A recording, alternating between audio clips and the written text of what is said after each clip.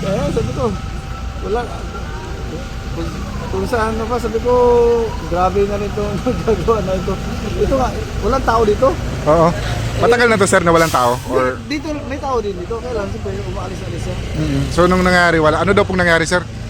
Hindi ko rin maano kasi yung unang nakaresponde, yung kanina, si Loloy Jimenez, ang nakaunang nakaresponde dahil ito yung bahay nila, sila yung mga fire extinguisher din naman sila. Kaya yung bahay nakasirado, sinira na nila yung bigyan para ang nakita nila doon yung artal na may kurinti. Apo. Kap, nung tumawag tayo sa BFB, nag-ring naman na. Hindi pa ako nakatawag kasi noon na wala nga akong kalamalam na may sunog.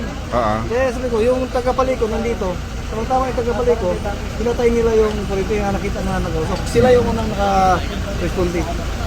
Sige po, sige Kapitan. Thank you so much po. Si Kapitan Alberto Alib. Kaya nga sir, kung saan parang uubusin natin nila yung barangay ko. Sunog na ito.